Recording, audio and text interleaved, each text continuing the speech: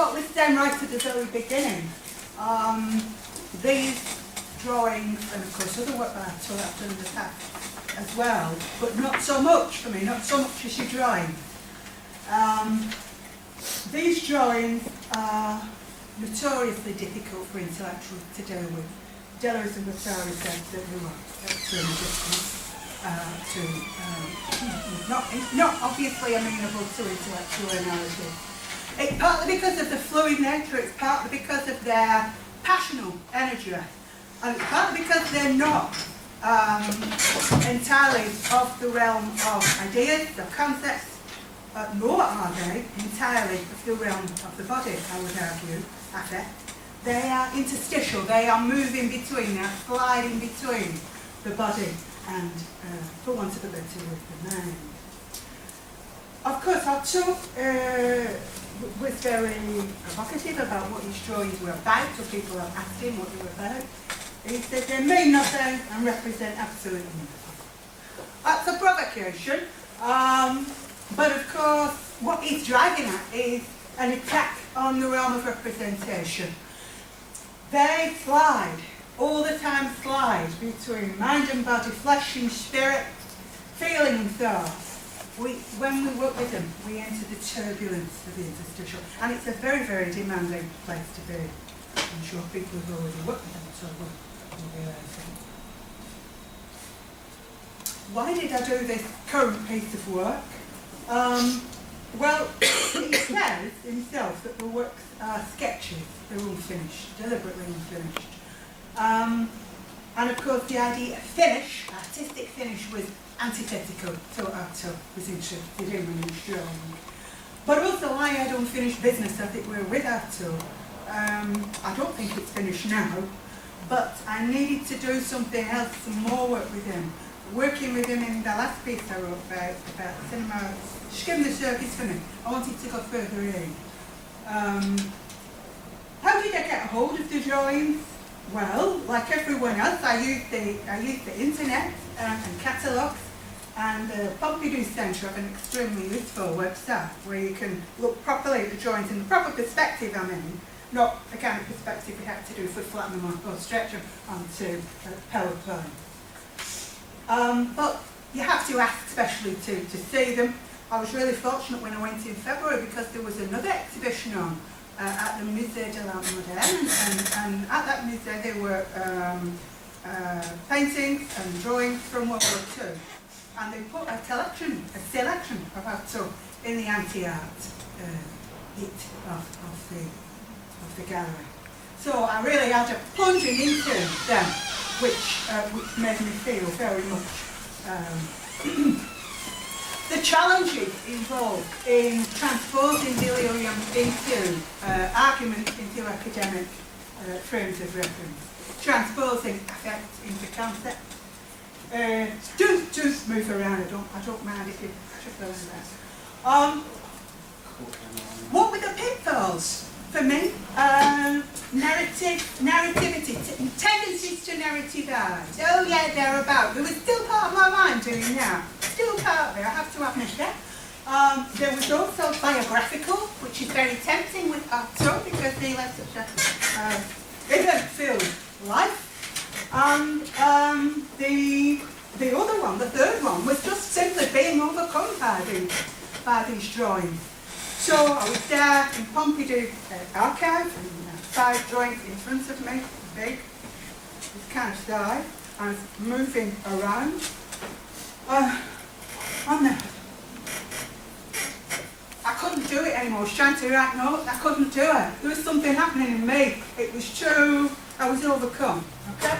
So basically, I had a very strong sense of having to be pulled between the poles myself while I was doing the work. It certainly gave me, as someone interested in Deleuze and Guattari's philosophy, an interstitial sense of what schizoanalysis as a process might demand. It's an extremely demanding process. I've done it before, never so much, never so intensely as this. It took me farther out into the schizo than I've ever been before in terms of doing work with art, that is, or film. So, representation representation for Artaud is a problem. He doesn't wish to be of the realm of the representable. The piece I'm going to do today, it's a very short version of a big longer piece, and I probably won't finish because there's so much to do.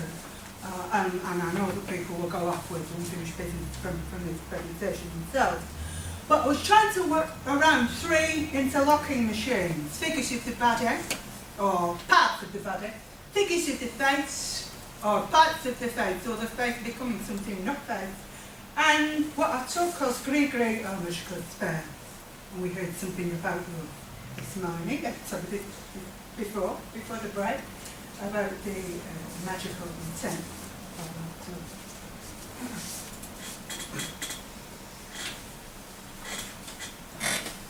Yeah, this was also opened up before.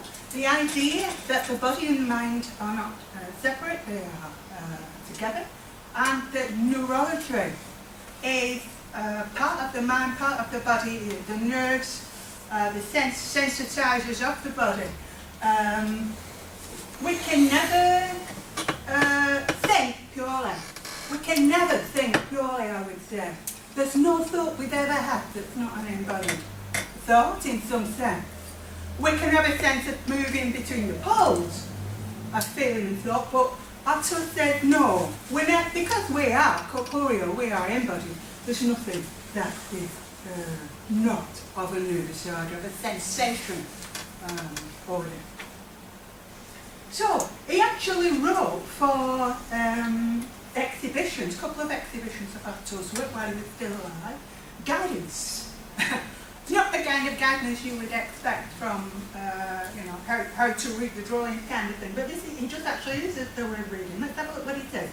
Well, let's look at this drawing once more, after having already looked at it once. I think it remains there, not in space, but in time. At that point of the space of time, where breath from behind the heart holds on to existence and suspends it. Yeah, it's this idea of the interstitial, the suspension, the pause. And of course, Deleuze and Guattari's philosophy explores the gap, the pause, what I call the whole. That's a thought later on, we'll leave that for now. But also the idea of needing a paradigm shift from looking at works of art and spatialising them, putting perspective onto them, for example. He's saying they're not in space, but in time. He says they are catalysts. If we let them work on us and in us, and at us, whatever map of the body without organs you wish to have, they are the possibility of the opening of our consciousness towards possibility beyond measure. It doesn't tell us what we'll find, what we'll have realised, because it's not about realisation. It's not about finding the answer to the equation. It's about the process of experiential response. Obviously the drawings are not conventional in any way. He doesn't want them to be aligned with artistic schools or conventions. And some people might say they're no good. They're no good technically. And we don't know what they're about. We can't do thematic thing with them. But what they are is, as we'll find out, Deleuze is concerned with the lifting of malediction, bodily vituperation against the constraints of spatial form, perspective, measure, balance and dimensions. So he's wanting to work a spell against those paradigms that stymie, limit and freeze or seek to freeze the way people work with artworks, respond to artworks. The hatred of representation comes through here very strongly. Deliberately broken with art, style or skill in the drawing, the one will say here. And it could do more conventional work. We can see examples of that in catalogues. I mean, there'll be trouble for those who consider them works of art, works of aesthetic simulation of reality. So they act against signification. He wanted to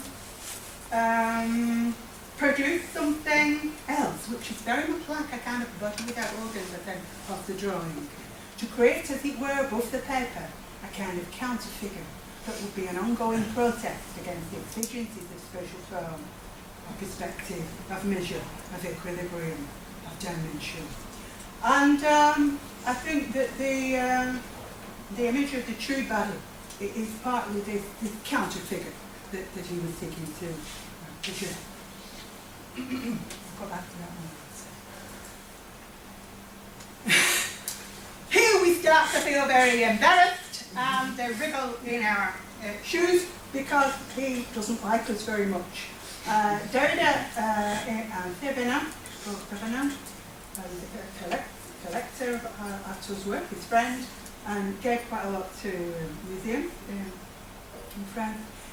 He didn't want us really to do what we might do, or part of us might want to do, our trained part might want to do. So, he wanted to repudiate intellectual and aesthetic paradigms by stroke, anti-logical, anti-philosophical, anti-intellectual, anti-dialectic of the tongue. Stop by stubbing with my black pencil, and that is all. So don't go here. Don't go into those areas when you're working with my drawings. That's what he's saying. Yeah, he does use the word reading. What he says is to understand what's inside, and of course he's using an image which is easily understandable there, but it's not really an inside at all. The viewer, what does he mean by reading? The viewer must superadd this primal emotion, subordinated by nature, on pain of becoming no more than an incompetent illiterate. In other words, you need literacy, but it's literacy a primal emotion.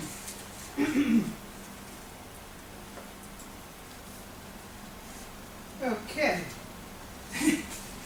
Artaud's sense of humour is, I think, something that permeates a lot of his work.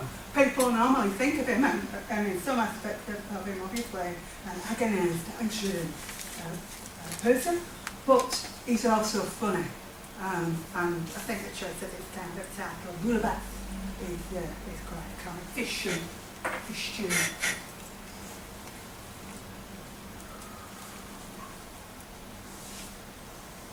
I'm going to try to avoid saying stuff about these images because I do that on the page that I've written.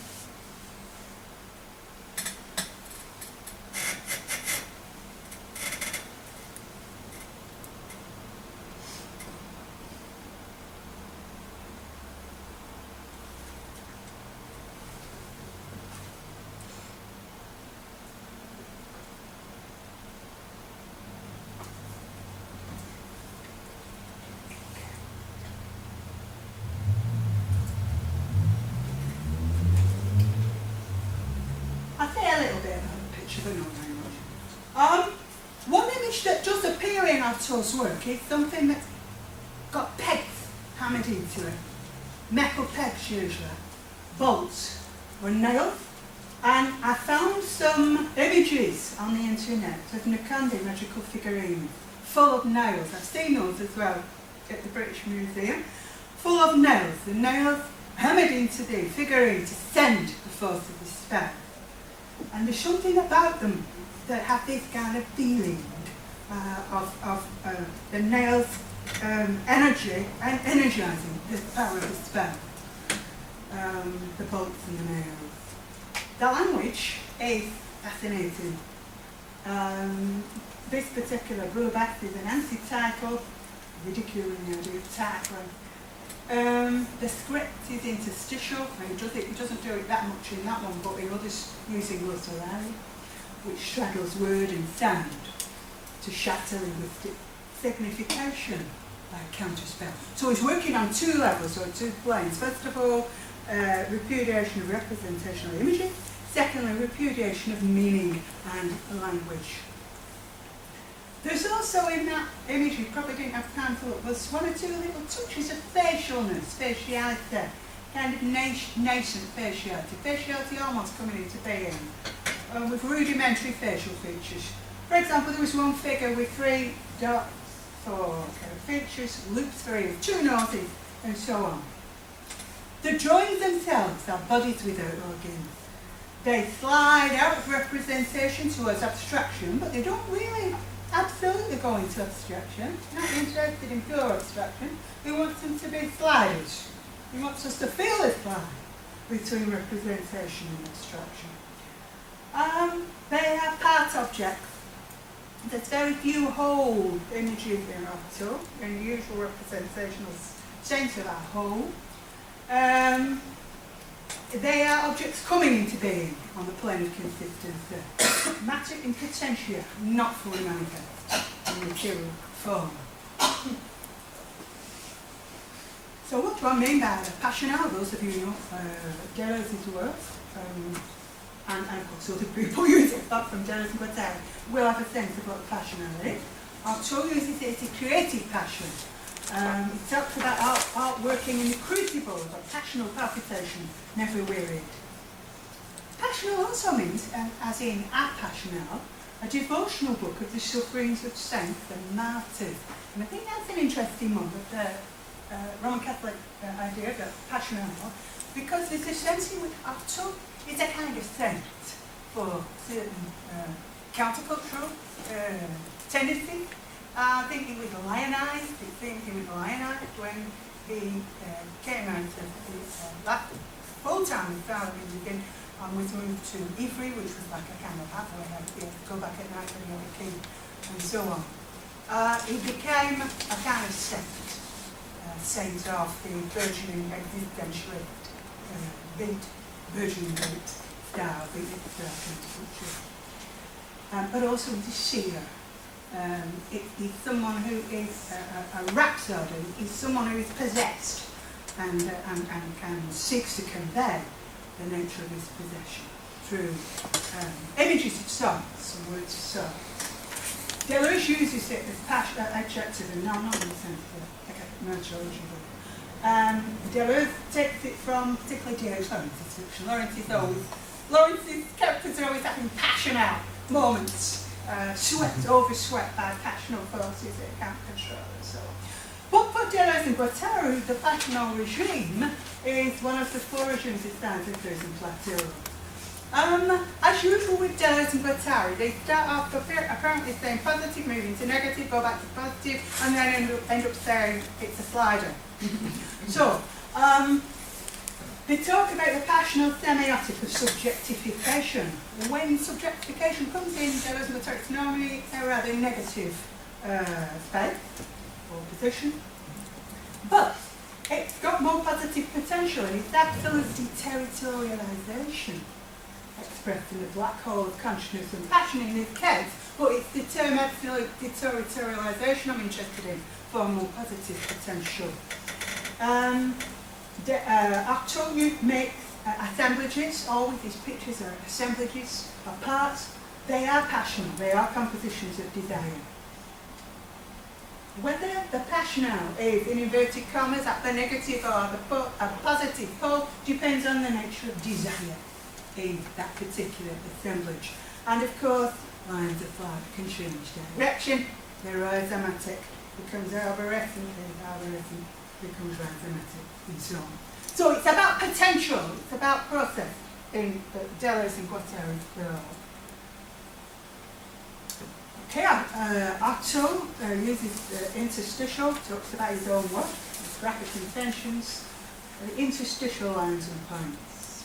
He says basically that he's pinning them down, but they are not pinned down in our play, they are pinned down in our process and interval, basically. Deleuze and Guattari's use of interstitial comes from set theory, and it's fundamental to the whole philosophical project and the political project.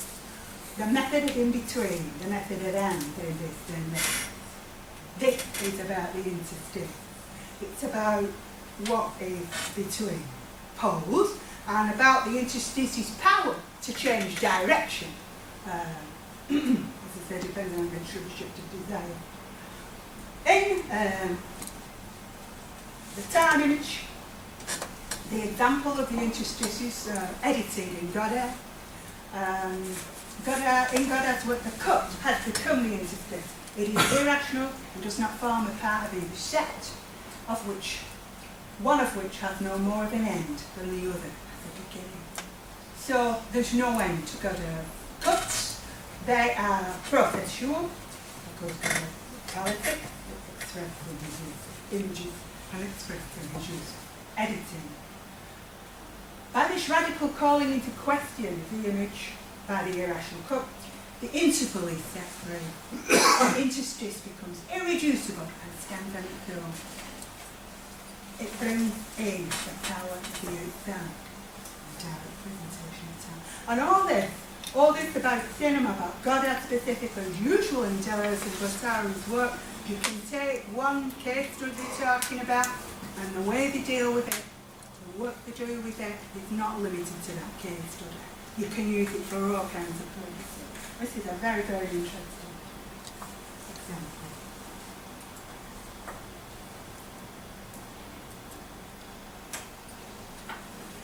This is the one you saw at the start. Whoops. Sorry.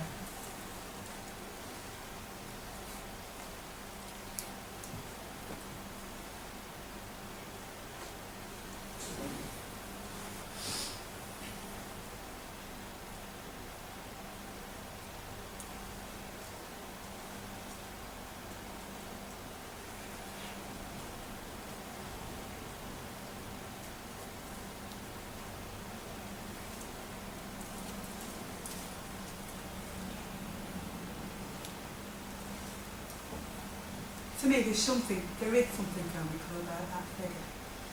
The kind of humour that hurts. It hurts. Yeah. So, what is this visual figure? I would say that it's definitely not a psychoanalytical subject clinging on to its interiority. It's a diagram. It's a diagram of schizoanalytical operations and potentials. It's a radical calling into question of the image. It looks childlike in inverted commas. It's about someone hanging between. It's a picture of the interstice, I would say, which I call the interstice. Between two actions, between two affections, between two perceptions, between two visual images, between two sound images, between the sound and the visual. Make the indiscernible. That is the frontier visual. Obviously, it's talking about movie theatre, but again, Artaud's work is between. Between sound and visual is interesting because the glossolalia are very, very weird because they're written glossolalia. People don't normally write ecstatic noises down. And it's amazing to me because if people do glossolalia, they're not normally thinking while they're doing something else. And their control and discipline needed by Artaud to be sufficiently detached from his glossolalia to write it down, to transcribe it, if you like, into words, is astounding. And of course, some of you might know the Jabberwocky, the version of Jabberwocky that he did, where he was working. He was given an exercise by the asylum keeper to do art therapy and so on, and he made another poem, another Jabberwocky. Very, very interesting. Have a go with glossolalia. Wait till you're at home in the privacy of your own home and do it. Open your mouth and let sounds come out. It will do if you're in the right frame of mind. The point is, afterwards, think about it. Could you bring them down? What would you have needed to do? What kind of control would you have needed to have? What kind of distance or detachment would you need that to write them down? Very, very interesting. So,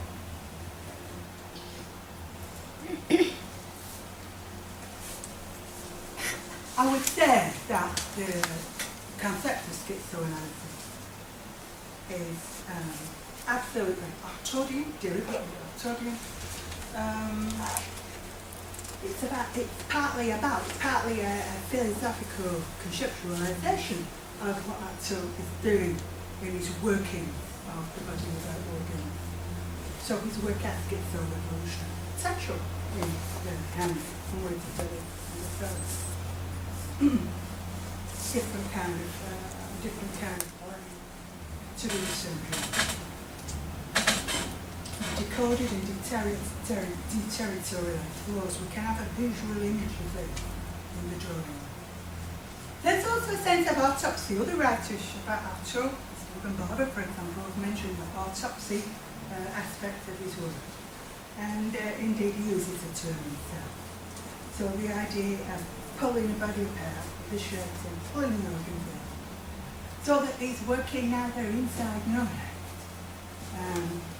This is what he says. There is no inside, no spirit, no outside, no consciousness, nothing. Oh, the in other words, they're continuum. They are latent. Remember what he said about looking twice? If you look at them once, you think, ugh, I did. I looked at them once in the catalogue and thought, ugh, I'm not sure I can do this piece of work. I shut it. I didn't want to look anymore. When I looked again, it was different. They started happening on me. I let them kind of work on me. So they're latent. Elements designed to work in concert with each other. So with the colours, the shadows and their interstices, the whole will become valid and free there. They are improbable bodies, and I would say that they're really raw down. So forces, if you let them, like I say, my tendency was not to let them at the beginning.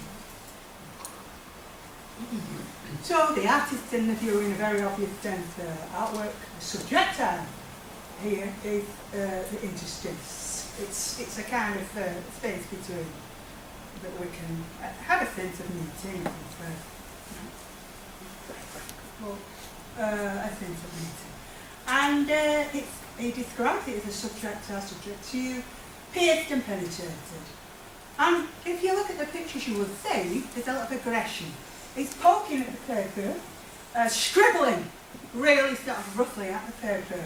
In fact, it ends up with a very beautiful patina on where he's scribbled, but you can't really see that unless you go physically to look at them. You can see the light reflected off them more.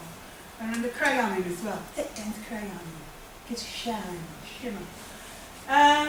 So this is what he says about what he's trying to do with his technique: to plumb cards, great style, seam together and shunder, hack, slash to rhythm. So it's fighting with his subjective. And he's producing what Deleuze calls a general breakdown of surfaces. And of course that general breakdown surface is not just going on here, going on here, both of the sides. Artaud, stuck between the poles, he found the position extremely painful, I'm sure. He seems to have expressed a great deal of pain and anguish about being between the poles. But it's almost like it was a necessary place for him. That's where his work was happening. What are his poles? The judgment of God, this horrible repetitive thought, which stratifies everything. Uproots it from its immanence and makes it an organism, a signification, a subject. The hatred of the judgment of God, the judgment of the law is a bigger non-prepared. And the pole of consistency, the other danger, the other pole, is too violent stratification, total differentiation. I'm certain Artaud experiences a great deal. And what a struggle to pull that and express again with images, something that can communicate effectively.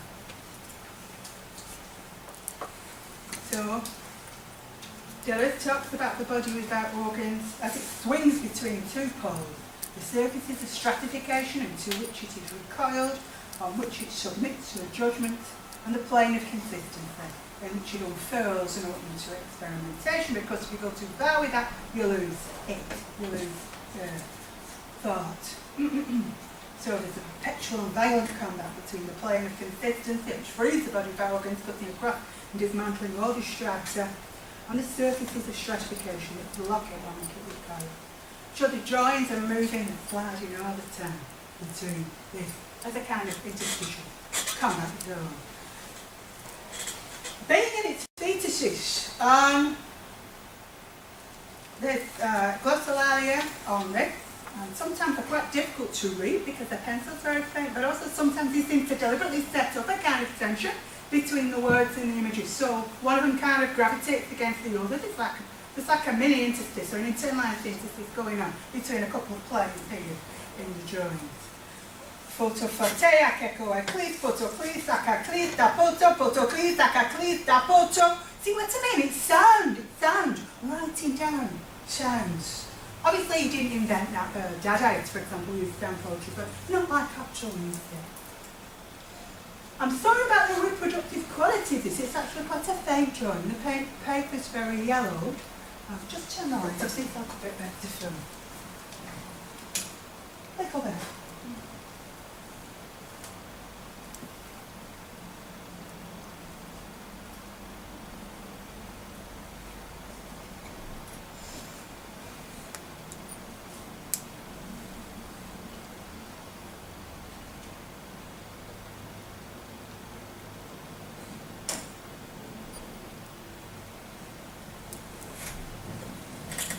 Interstices. So, it's extremely stratified, this one. It's overfull, it's overloaded, it's crowded, it's crammed, it's about to becoming things, and Deleuze and Guattari talk about how in a schizoid state, automata stop dead, and set free the unorganizer who once served to let I would still say, though, that the fact that he's done the images, that he's made outside himself, as it were, on the subject matter, he's moved in, he's had an interval, he's had a sense of distance, and he's been able to create. He's been able not to be overcome by destratification, but to produce.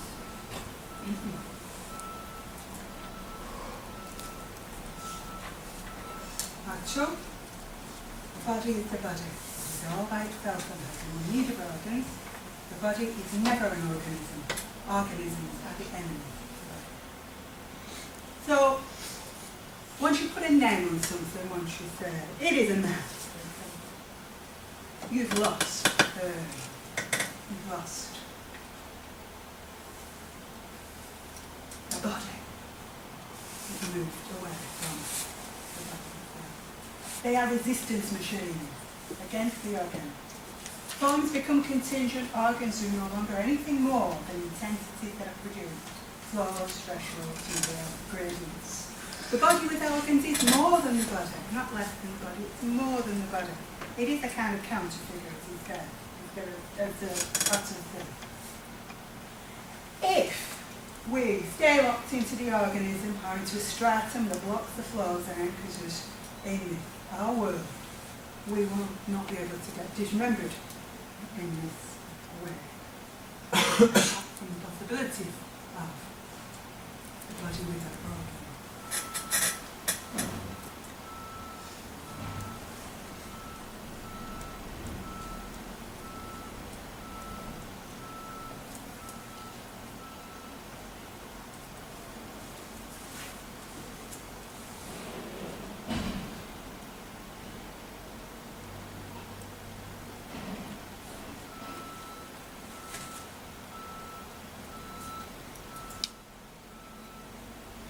What you've got there is obviously externalised phalli, but a kind of hybrid phallus cannon.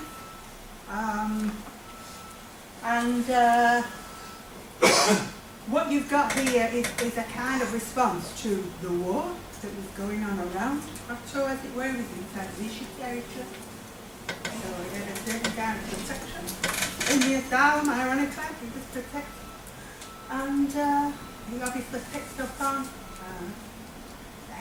the war and the occupation, and then produced an image where the phallus is manifest in a horrible way to bring us death. The body without organs is reduced to corpse. It's extremely anti-oedipal. The sexual organs have multiplied, which the male sexual organs and the male sexual organs in that one, and a lot of episodes joint it's hard to tell which is what and who, because it's all mixed together in a multiplicity. There's something about surrealism with Artaud. It's so interesting how, obviously historically, he was a member of the movement for 1 year. What has he kept from surrealism? He jettisoned so much, and was jettisoned by Andrew Breton, of course. It kept automatism, the idea of letting the unconscious, or it doesn't necessarily talk about the unconscious as such, letting whatever repressed energies come and express themselves without censorship, chance, He writes a great deal about chance, the chance encounter. And Deleuze says about Artaud, the dream is too easy a solution to the problem he thought. So instead he makes the dream pass through a diurnal treatment. So for Artaud, dream wasn't just something he did at night when he went off onto a daydream. He was living the diurnal dream. I think his work's about that part, as it were. I say about it, obviously, I've been moved to comment. Time's going on. I'm going to move near to much later in the presentation now, because I've not got time to cover everything. I'll just look at pictures very quickly. Blue Head, which is amazing. This one within the anti-art exhibition for World War II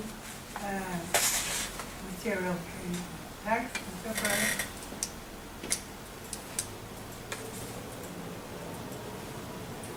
Moving on to portrait. These portraits are done after he comes out of the full-time asylum, incarceration in the asylum, and starts to draw portraits. Now, the obvious thing someone might say is, oh, well, he's managing to, the electroshock treatment maybe worked, he's managing to regain some of his egoic centre or whatever his way of doing portraits. No, because if we look at these, they're not portraits in the usual sense. They are magical spells in some way. This is one of his spells, and there is a kind of faciality, like a second nascent faciality going on in there. It's like a skull too. Infinity symbols. They've got all kinds of interesting stuff in there. He's working to produce exorcisms and materializations. There's some very, very interesting things about magic. This one is very, very interesting indeed. This one, this central figure definitely looks like Artaud. These two figures here look to me like they're in some kind of blissful, internalized, blissful, maybe meditative gemstone. Can't help but do a bit of biographical backtracking onto the voyage to the land of the Tarahumara and the way that a restless Western Artaud couldn't attain the kind of condition that the Tarahumara could attain. That's how we even though we experience a body without organs, it's not doing what they were doing. Fascinating stuff, and of course Timothy writes about this too. Artaud's poetry of various occult systems, changing, hieroglyphs, and coming near the end then, thought and pain. Thought is painful. For Artaud, he felt physical pain with the impossibility of thinking, but was absolutely necessary to stretch out the mind into this gap, this interval, this interstice, to try to get a hold of thought. And it's his stretching out which makes thought constantly renewed, the possibility of thinking renewed.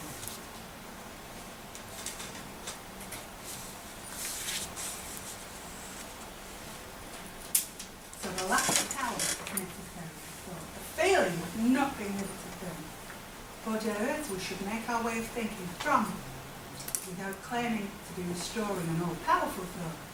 We should rather make us of this powerlessness to believe in life and to discover the identity of thought. And yet, the projection of the true body there again. For me, this is the body without organs. All things are body without organs, but this is the dancing body without organs.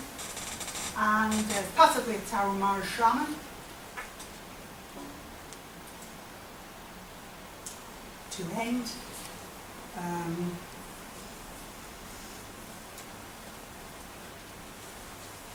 back with the interstice. Thinking about what Deleuze says about talking about the shining, the books are shining. He says in the shining there's a limit, a membrane, which puts an outside and an inside in contact, makes them present to each other, confronts them, or makes them clash. later on. How can we decide what comes from the inside and what comes from the outside? The extrasensory perceptions are illusionary projections, because you're talking about the shine, but easily applicable to Artaud. So the membrane then, or the interstice, is suspended between thought and matter, word and brain. Artaud's singular problem for Deleuze is the search for the ever-elusive concept, being thought, which is always to come.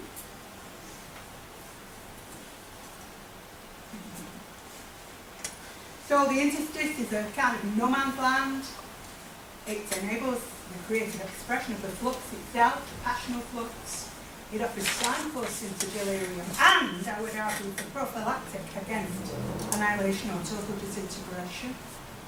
It releases schizoforces in us, perhaps, when connected to other bodies, and it's about becoming in between, but pass only and always along the middle, without origin or destination.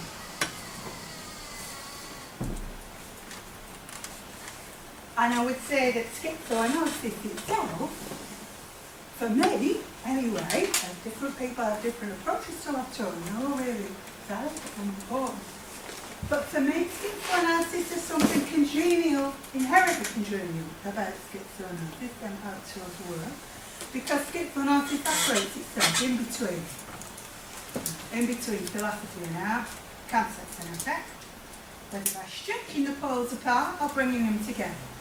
So schizoanalysis is a sliding.